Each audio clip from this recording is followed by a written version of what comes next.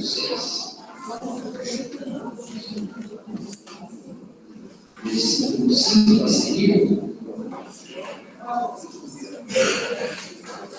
Mateus 6, a partir do versículo 5.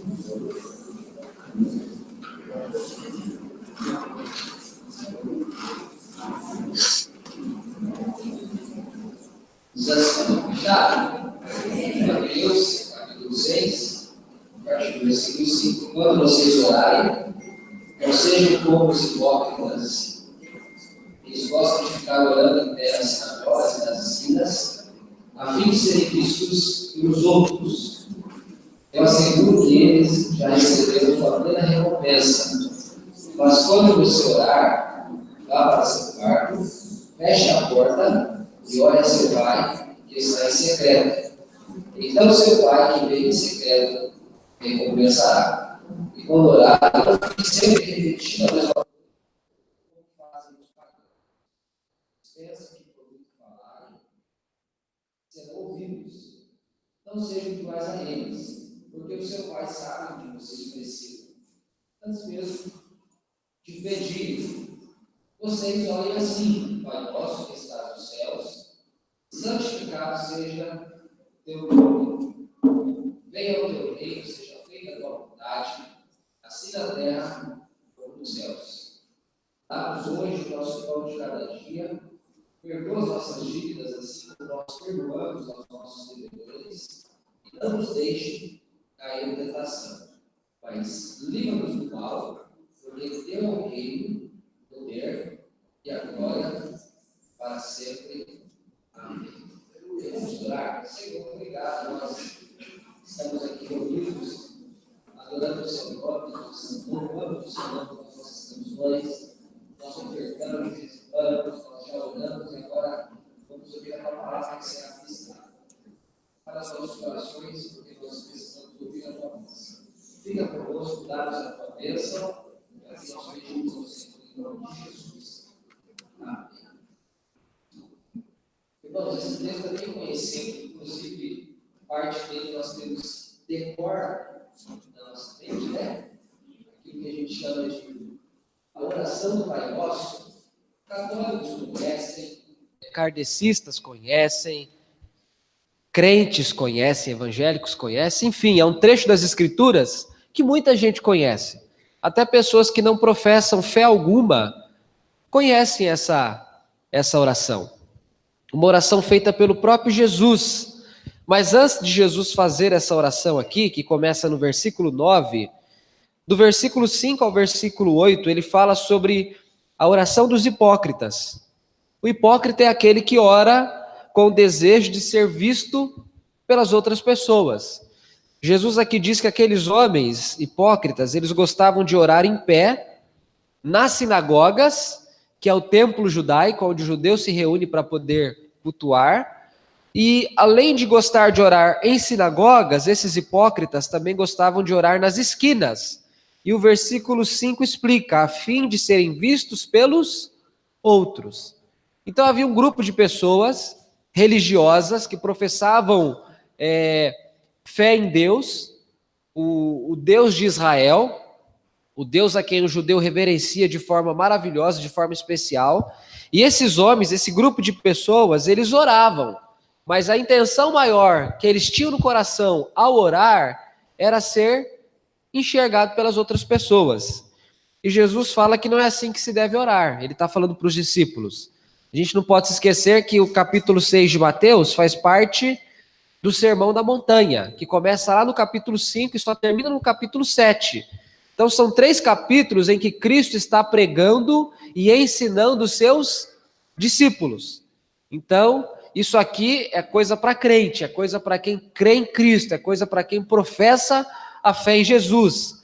Então Jesus está dizendo que não é para os discípulos orarem como os hipócritas, que só querem ser vistos pelos homens. Ao contrário disso, é para eles fazerem diferente. É para eles entrarem no quarto, fechar a porta e orar em secreto, que é o oposto de orar para ser visto pelos outros. Quem ora em secreto não está orando para ninguém ver, porque se é em secreto ninguém consegue ver. Se é em secreto, ninguém tem acesso. Então Jesus faz um paralelo. Vocês, discípulos, ele está dizendo para aqueles 12 homens, vocês não devem orar como os hipócritas. Vocês também não devem orar como os pagãos. Por quê? Porque os pagãos acham que por muito falar é que serão ouvidos. Então os pagãos acham que Deus é vencido na canseira. De tanto que você fala, uma hora ele diz assim, não aguento mais. Se fosse assim, né? Você fica na orelha dele, uma hora ele fala, não aguento mais esse cara, não aguento mais essa mulher, não aguento mais esse fulano, esse ciclano. O pagão tem essa mentalidade. Olha o que diz o versículo 8, irmãos. Não sejam iguais a eles, porque o seu pai sabe do que vocês precisam, antes mesmo de o pedirem. O pagão acha que porque ele conta para Deus o que ele precisa, é que Deus sabe o que ele precisa. Então, se ele não conta, Deus não sabe. Mas se ele conta e conta várias vezes, Deus sabe muitas vezes. Então, se Deus sabe muitas vezes, Deus atende mais rápido. E Jesus está dizendo, não é assim que funciona.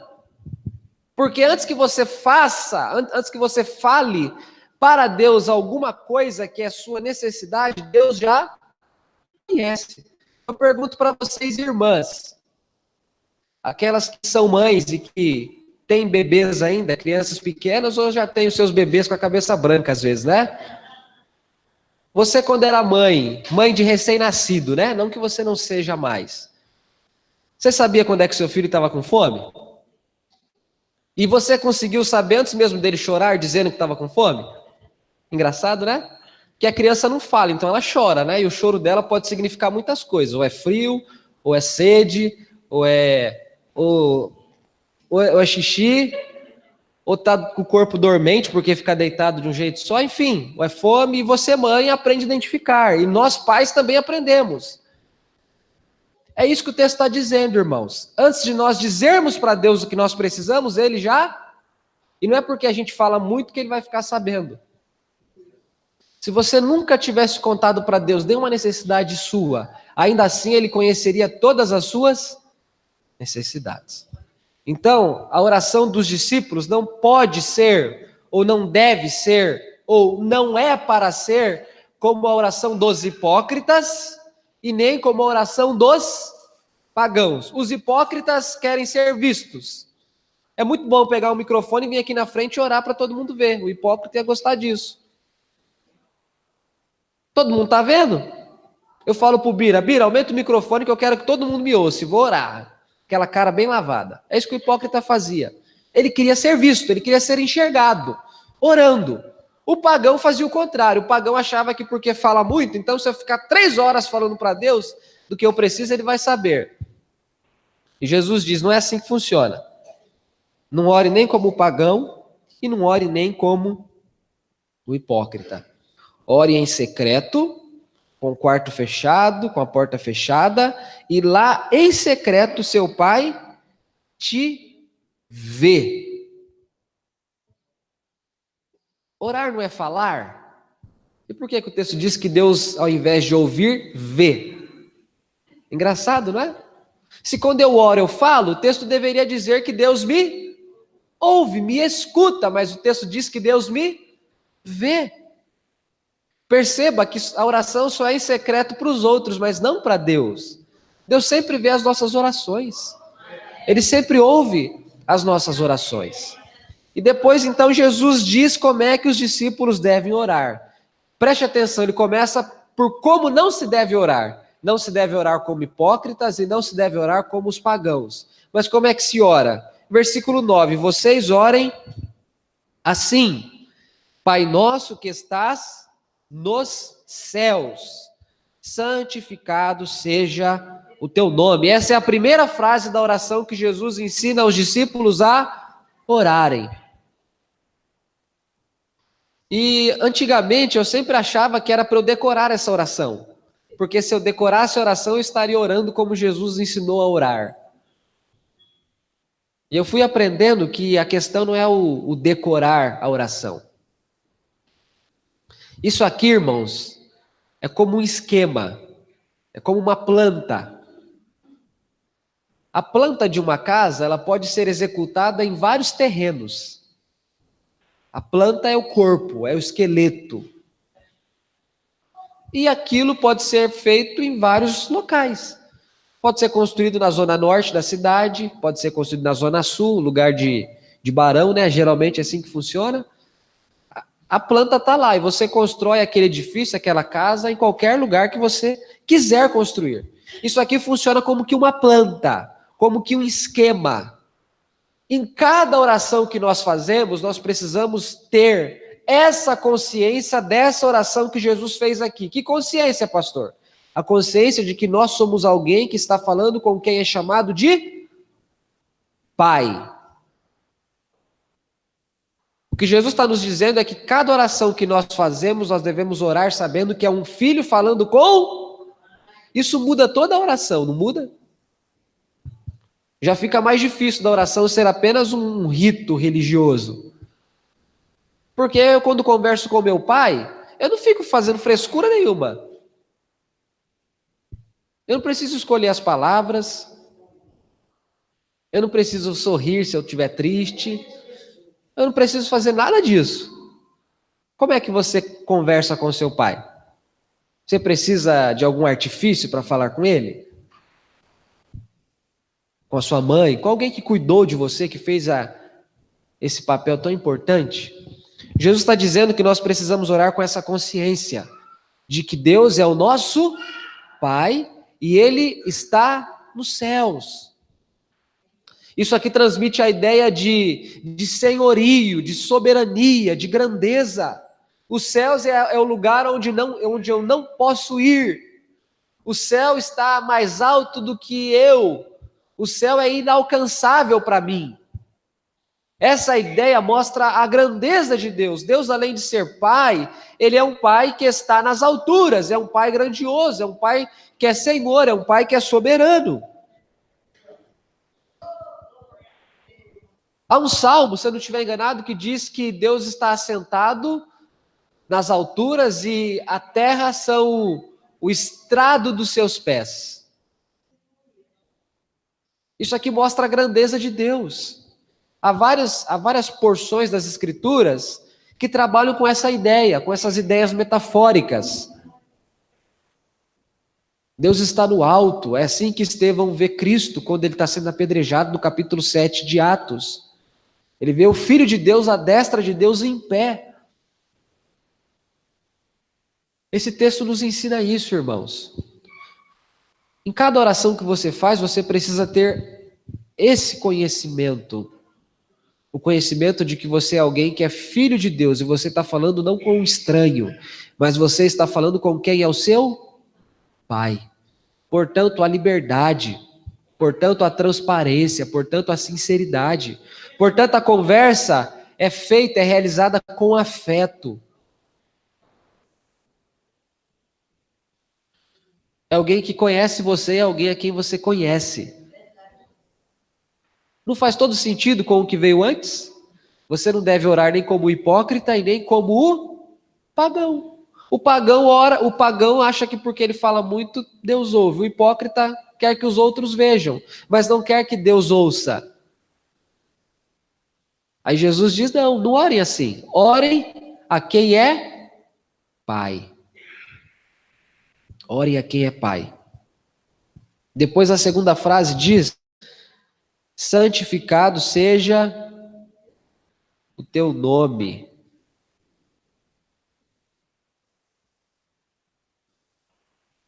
Eu estou falando e minha garganta está queimando. Acho que eu estou ficando com dor de garganta. Está ardendo. Santificado seja o teu nome. O texto de Ezequiel, capítulo 36, Deus diz que Israel havia profanado o nome dele no meio das nações. O contrário de santificar é profanar. Profanar traz a ideia de maldizer, falar mal, denegrir. Deus sempre disse para o seu povo fazer o contrário disso. Santificar o nome de Deus não é tornar o nome de Deus mais santo, porque o nome de Deus não pode se tornar mais santo.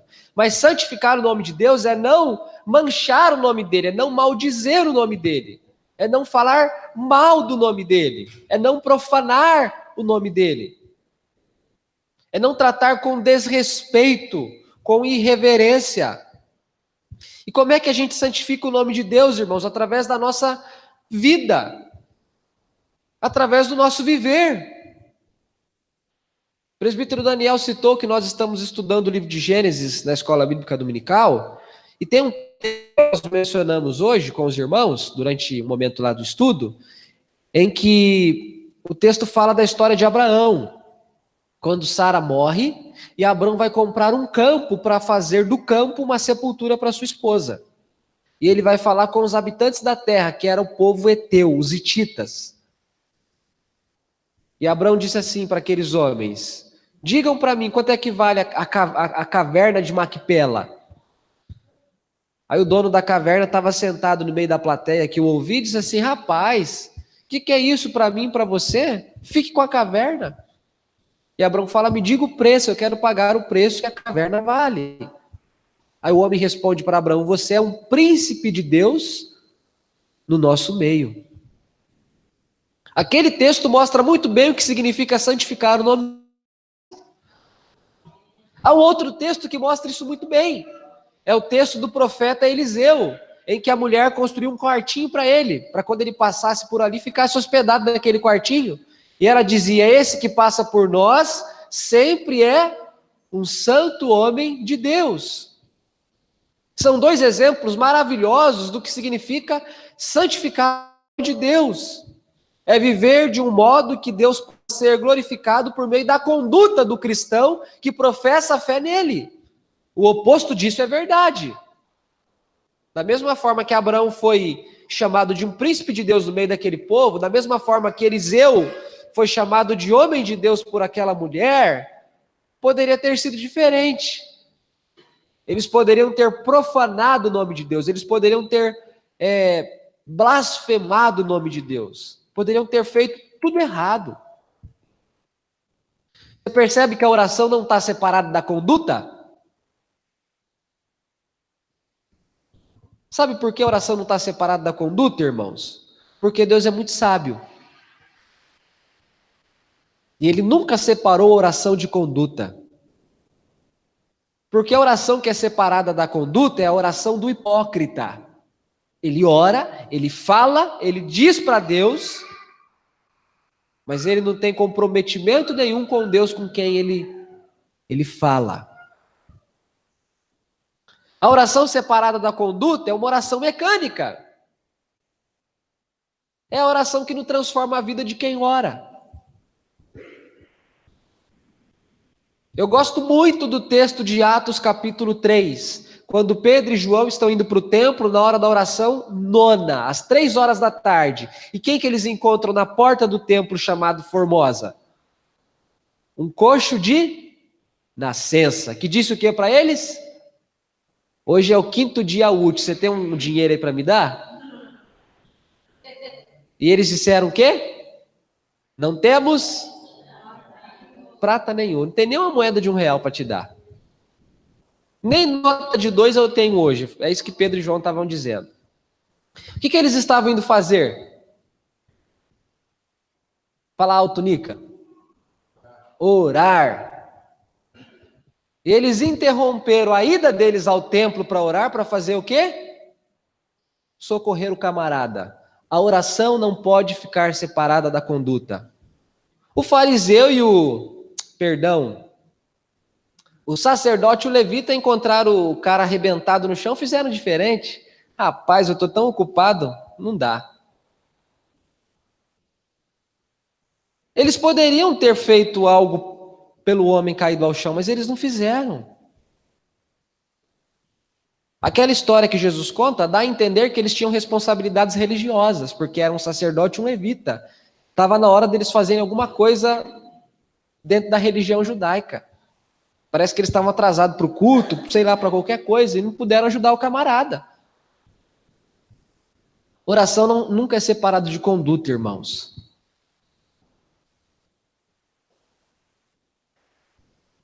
Tem um livro de um pastor, como é o nome dele, Jabes? Aquele paraibano, baixinho assim? Carlos Queiroz. A Oração Nossa de Cada Dia. É o melhor livro que eu já li sobre oração. É um pastor desse tamanhozinho assim, ó. Ele consegue ser menor do que o meu pai e eu. É um livrinho de 100 páginas, gente. Leia esse livro. A Oração Nossa de Cada Dia. É maravilhoso esse livro. O pastor diz que orar, a gente não aprende por correspondência. A gente não aprende via e-mail. A gente não se matricula num curso de oração. Vou estudar 90 horas sobre oração. Ao final das 90 horas eu estarei pronto para orar. Oração é uma das disciplinas em que não tem primeiro teoria e depois prática. Oração começa com prática. E Jesus está dizendo que deve-se orar, que os discípulos devem orar com essa convicção de que eles estão falando não com estranho, mas com quem é o próprio Pai deles, e de que eles devem viver de um modo em que o nome desse Pai possa ser santificado. Com qual consciência você ora? Quando você fala com Deus, o que você sente quando fala com Deus? É o cara assustado que está fugindo? Você está falando com um tirano, alguém que está com um chicote na mão, pronto para te arrebentar no meio? Como é que você se achega à presença de Deus para falar com Ele? Nós precisamos entender, irmãos, que oração é simplesmente um filho falando com o próprio pai. Orar é quando o filho vai falar com o pai.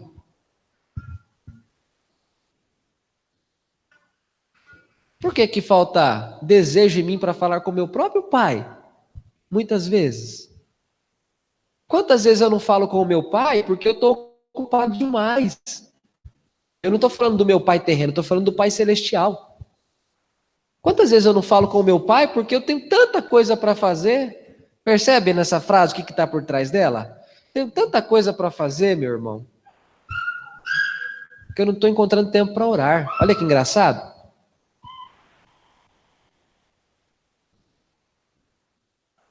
Isso diz que a gente não sabe separar o tempo para oração. Isso também diz que a gente não sabe aproveitar o tempo que nós temos. E isso mostra como é que a gente está enxergando o próprio Deus. Às vezes nós tratamos Deus muito mais como um chefe do que como um pai. Como um superior. Aquele que está lá para chamar a nossa atenção quando a gente deixa de fazer alguma coisa, certo? Muito mais do que como um pai. Muito mais do que como um pai. Qual é o tipo de oração que Deus quer que os discípulos aprendam a fazer? Esse tipo de oração. É uma oração movida por afeto. É o filho falando com o próprio pai. Amém? Além de ser pai, Jesus está dizendo que Deus também é rei, porque o versículo 10 diz, venha ao teu reino. Desde o comecinho das Escrituras é falado sobre isso, o reino de Deus, o reino de Deus. Os profetas falaram sobre o reino de Deus. Jesus, quando vem, diz que o reino de Deus havia chegado entre os homens. E na oração a gente precisa pedir para que o reino de Deus venha. Como assim, pastor? Se o reino de Deus já veio, como é que eu vou pedir para vir algo que já está aqui? Porque Jesus não pode mentir. Se ele disse que o reino já tinha chegado, como é que ele está dizendo agora que é para pedir que o reino venha? É porque o reino já está entre nós, mas ele não está entre nós na sua completude, na sua inteireza. Você é salvo? Mas você já está no céu? É a mesma coisa.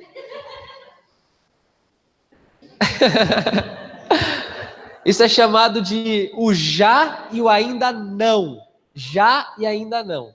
Nós já somos salvos, mas não estamos no céu. O reino de Deus já está aqui, mas o reino de Deus não está por completo aqui. O reino de Deus vai ser instalado por completo quando Cristo voltar, quando Cristo levar a sua igreja, quando Cristo julgar Satanás, quando Cristo julgar os ímpios, quando tudo isso terminar, o reino de Deus estará instalado por completo entre os homens. Então Jesus está dizendo, venha o teu reino, seja feita a tua vontade. Porque se ele é rei, ele tem vontade. E a vontade do rei é a vontade que permanece. É aquela que é feita. Vocês já perceberam que o rei pode tudo? Pode tudo que ele quiser. O rei é um camarada todo onipotente, né? No final ele tem dinheiro, tem riqueza, tem fama, tem poder, tem autoridade. Ele é abusivo, né? Ele usa e abusa do poder, da autoridade, da posição que ele desfruta. Mas não é nesse sentido que Cristo é rei, que Deus é rei. Ele é rei porque é de direito dele ser rei. Ele é rei.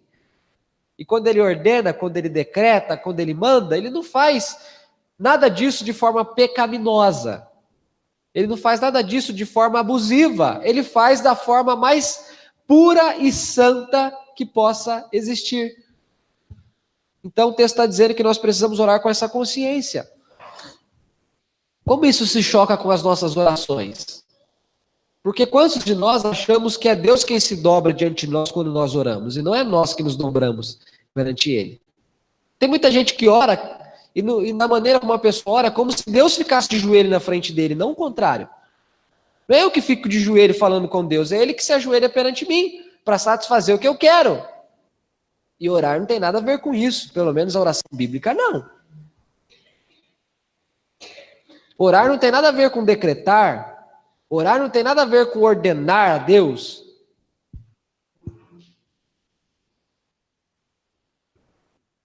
Orar tem a ver com submeter-se ao reinado de Deus. Manda quem pode, obedece quem tem juízo. Isso aí vale muito, viu? O Senhor é Ele, o Rei é Ele. Eu sou só servo, eu sou só filho, eu sou só um ser humano. Limitado. É Ele que manda em mim. É Ele que faz o que Ele quer fazer. É Ele que ordena, é Ele que decreta, é Ele que executa. Você percebe como não é fácil ser um discípulo de Jesus? Não, né? O discípulo é esse camarada aqui, que diz, venha o teu reino, faça a tua... Gente, que oração difícil de fazer. Como é difícil dizer aquilo que Jesus disse, Pai, se possível, passa de mim esse cálice, mas não faço o que eu quero, faço o que o Senhor quer fazer.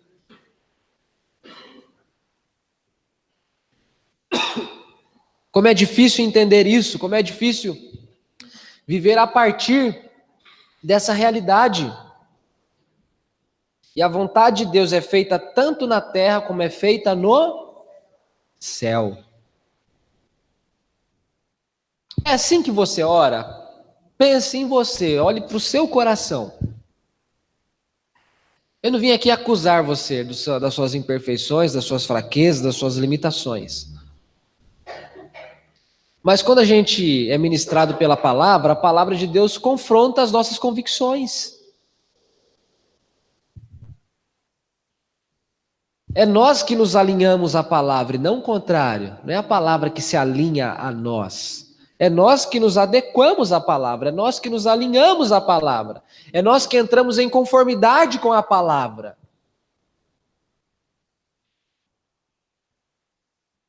Então o texto fala que Deus é Pai. O texto fala que Deus é Rei. O texto fala que Deus é provedor. Versículo 11. Dá-nos hoje o nosso pão de cada dia. Isso aqui Jesus está resgatando aquela imagem lá dos 40 anos em que Israel ficou perambulando pelo deserto. Durante 40 anos, Deus deu para Israel o maná de cada dia. Não faltou. E há um texto que está lá em Josué, que diz que no dia em que eles entraram na terra prometida, Deus parou de enviar o maná. O maná durou 40 anos. E o dia em que eles entraram na terra, não houve mais maná. Eu não vou achar aqui o texto, é bom que vocês ficam curiosos e vão ler Josué depois, vocês acham. Mas está lá em Josué. O pão é o pão de cada dia, irmãos. Lembra do povo que ficou inseguro? O que eles fizeram? Guardaram para o dia seguinte, né? Porque Deus diz assim, quando chegar na sexta-feira, vocês peguem 2 medidas para os dias seguintes, né? E teve gente que fez diferente. Quis pegar para a semana toda num dia só. E criou bicho. Apodreceu. O que Deus estava ensinando para aquele povo? Confiança, fé, dependência. Se você entende que Deus é o seu provedor, você se contenta com o pão de cada dia. Como é difícil isso para nós falamos disso hoje de manhã. Como nós somos desconfiados, como nós somos inseguros, como nós somos fracos para crer, para acreditar, como a gente gosta de ter um chão bem firme debaixo dos nossos pés para a gente caminhar com segurança. Eu brinquei com os irmãos de manhã, você entraria num avião para fazer uma viagem em que você sabe que aqui o combustível não dá para chegar no destino, você entraria no avião? Ninguém entraria, nem eu. Né? A gente quer segurança.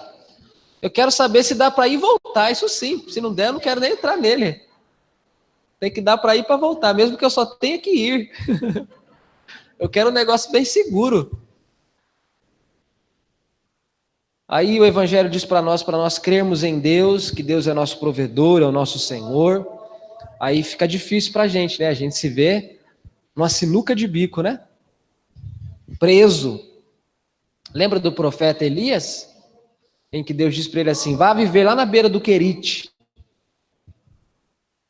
Eu já ordenei que os corvos te alimentem com carne e você vai beber da água do rio, da água do riacho. Ele morou ali algum tempo, né? A Bíblia não diz quanto tempo foi, mas ele ficou algum tempo. Mas a seca veio, as águas secaram e Deus falou para ele, agora você precisa ir para Sarepta. E eu já ordenei que lá uma viúva te sustente. Sarepta não é Israel, é fora das fronteiras de Israel. E Deus ainda disse que uma viúva iria sustentá-lo. E você não pode perder de vista que no contexto do Antigo Testamento, a viúva é uma pessoa que não está pronta para ajudar, mas sempre pronta para receber ajuda. Ela é carente, ela é necessitada. E Deus disse que uma viúva carente e necessitada é que iria cuidar do profeta. Aquele camarada teve que aprender a comer o pão de cada dia.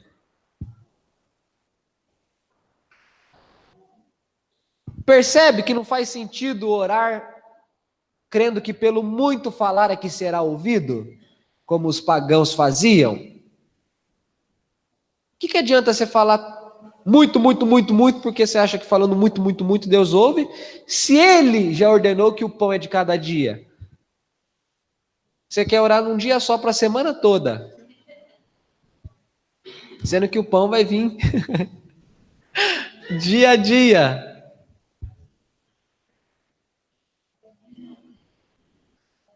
Olha que interessante, irmãos, orar com a convicção de que Deus é o nosso provedor.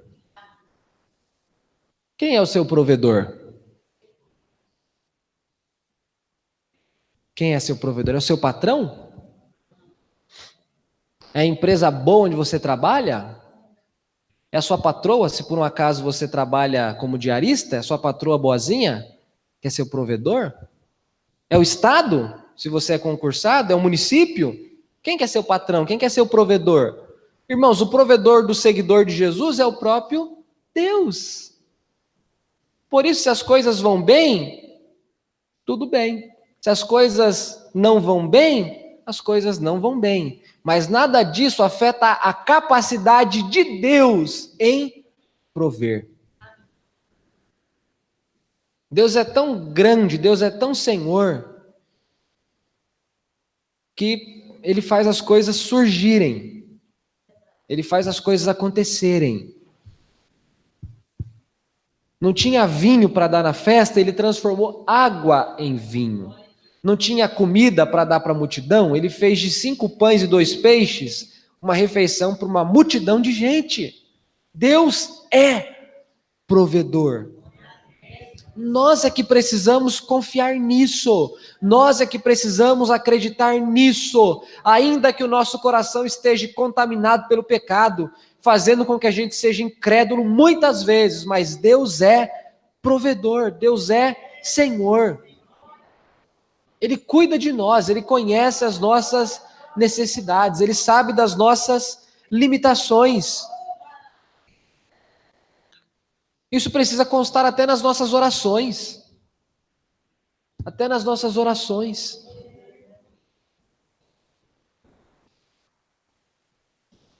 Então o texto fala que Deus é Pai, o texto fala que Deus é Rei, o texto fala que Deus é provedor, o texto fala que Deus é perdoador. Versículo 12: perdoa as nossas dívidas, assim como perdoamos aos nossos devedores.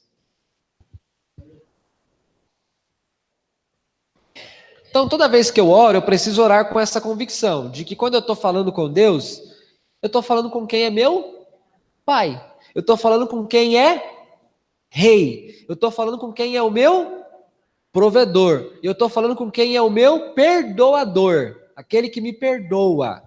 Aquele que perdoa as minhas dívidas. Aquele que perdoa os meus pecados. Sobretudo, irmãos. Sobretudo. Se eu não estiver enganado, o profeta Isaías disse que são os pecados de Israel que fazem separação entre Israel e o próprio Deus. São os meus pecados que fazem com que eu me afaste de Deus. Eu sou igualzinho a Adão. Eu me escondo de Deus também. Você é igualzinho a Adão. Você escuta os passos dele passeando pelo jardim, o que você faz? Você, ó.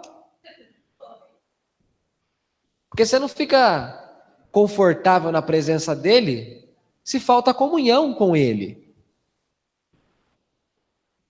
E eu não estou falando nada no sentido extraordinário, gigante, não. É porque o pecado nos separa de Deus. É simples assim, o pecado me afasta de Deus. E eu estou falando de pecado, tá? Eu não estou falando de adultério, estou falando de pecado, não estou falando de ato pecaminoso. Tudo que eu faço que não é da vontade de Deus para mim, a Bíblia chama de pecado. E tudo isso que eu faço que não é da vontade de Deus para mim, me afasta de...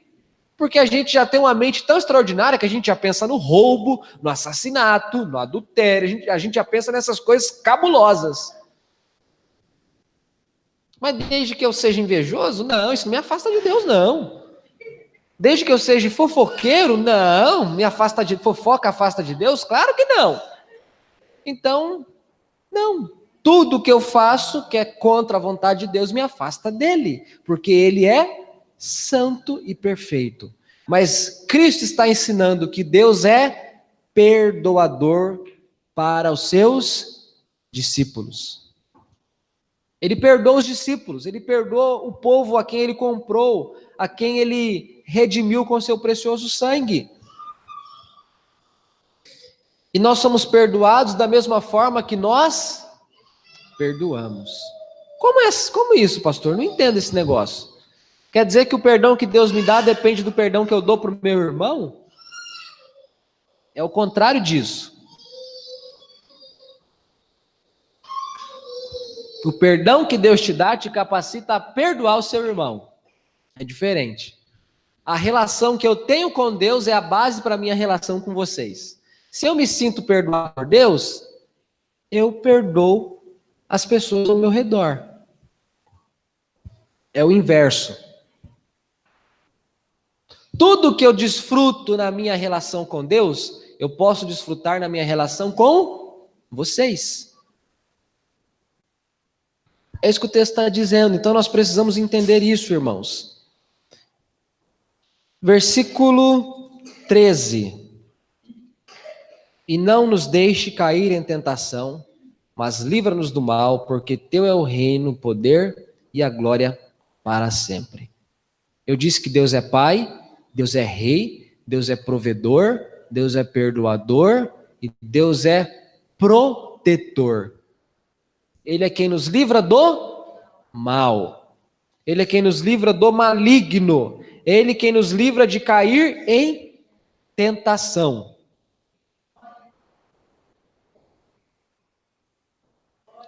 Ele é o nosso amparo, ele é o nosso refúgio. É dele que vem a força para nós resistirmos. É nele que a gente permanece de pé. É ele quem nos protege, irmãos. Jesus disse para os discípulos assim, num dado momento do seu ministério: sem mim vocês não podem fazer nada. Vamos dizer juntos? Sem Cristo não podemos fazer. Nós não podemos fazer nada. Você pode chegar ao céu sem Ele? Você pode suportar a terra sem Ele? Você pode qualquer outra coisa sem Ele? Você tem força para lidar com as aflições, com as perdas, com as tristezas da vida sem Ele? Sem Ele nós não podemos fazer nada. Nem vencer o nosso pecado, a nossa fraqueza.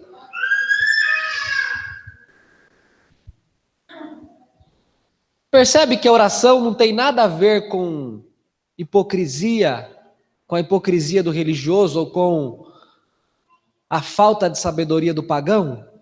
Percebe que a oração do discípulo, ela de fato tem uma natureza diferente, ela tem características completamente diferentes? Para o religioso, oração é simplesmente um rito que você realiza.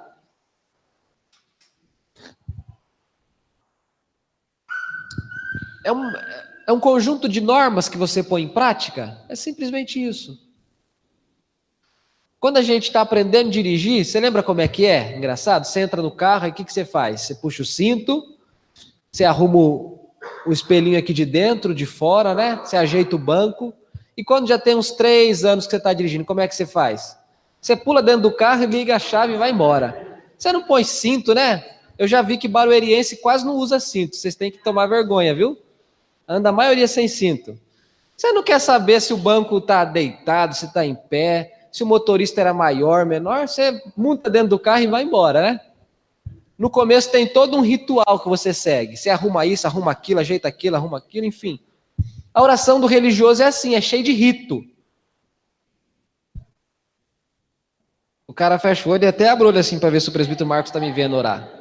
Aí se ele estiver vendo, eu fecho rapidinho. Se ele não estiver vendo, eu passo na frente dele, até que ele me veja orando. É isso que o fariseu fazia. Ele queria ser visto pelos homens. Ele não se importava se ele estava falando com o pai, com o rei, com o perdoador, com o provedor, com o protetor. Eu não quero nem saber. Eu quero saber do presbítero Marcos me ver orando. Se ele me vê, que Deus não me veja. Ele vendo, tá bom. A oração do fariseu, a oração do religioso. O pagão é o oposto disso. Vou vencer Deus no cansaço. Vou falar tanto que ele não vai aguentar mais ouvir minha voz. Não. Deus sabe o que eu preciso antes mesmo que eu peça a Ele. Porque Ele é o meu provedor. Ele é o meu Pai. Ele é o meu Rei. Ele é o meu perdoador. Que Deus possa ajudar você para que você aprenda a orar. Amém?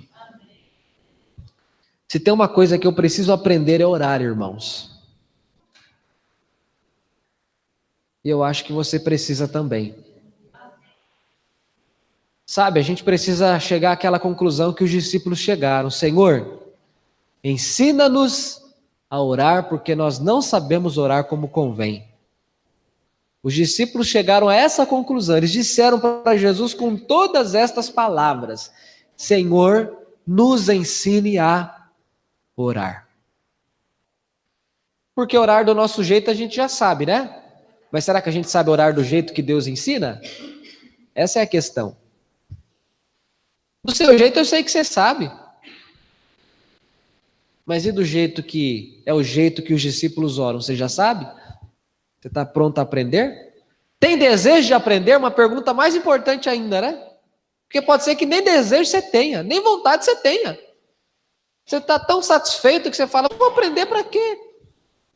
Que Deus possa nos ajudar. E que em cada oração que nós fizermos, seja aquela oração para jantar, para almoçar, para viajar, para dormir, para acordar, que a gente ore com essas características. É um filho falando com o pai.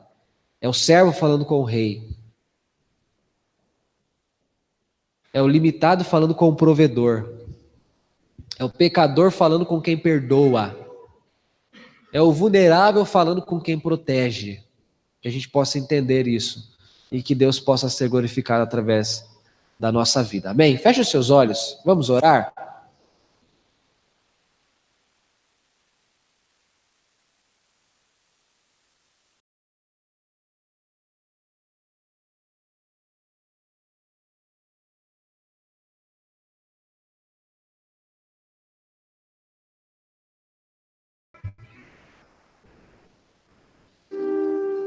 Talvez você pense que precisa aprender a orar. Conte isso para ele.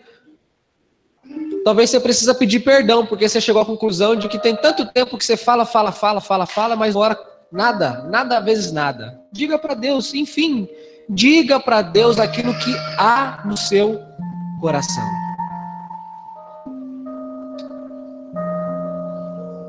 Senhor, obrigado, que nós estamos na tua presença. Deus, o Senhor é um Pai cheio de amor. O Senhor é um Deus bom, grande. O Senhor é fiel. O Senhor é perdoador. Obrigado. Obrigado por esta igreja reunida aqui, Senhor. Abençoa o teu povo. O Senhor conhece a minha vida, o Senhor conhece a nossa vida. O Senhor conhece as nossas alegrias, as nossas tristezas. O Senhor conhece o nosso coração. O Senhor sabe das nossas fraquezas. O Senhor sabe o quanto é difícil para nós orarmos a partir da tua palavra. Mas ajuda-nos, ensina-nos. Com toda a imperfeição que temos, estamos aqui na tua presença pedindo perdão, pedindo socorro, pedindo orientação, pedindo direção. Orienta-nos. O Senhor disse que o Senhor nunca, qualquer pai sendo mau, não dará pedra se o filho pedir pão, e muito menos cobra se o filho pedir peixe. E o Senhor disse, quanto mais o Pai Celeste deixará de dar coisas boas àqueles que lhe pedirem. E nós estamos pedindo coisas boas, nós estamos pedindo discernimento espiritual. Abra a nossa mente, o nosso entendimento, o nosso coração, a nossa compreensão. Ensina-nos a orar, Senhor, ensina-nos a orar. Ensine a mim, ensine os teus servos aqui, cada um do teu povo, aqui reunido nessa noite. É o que nós pedimos ao Senhor, em nome de Jesus, Senhor.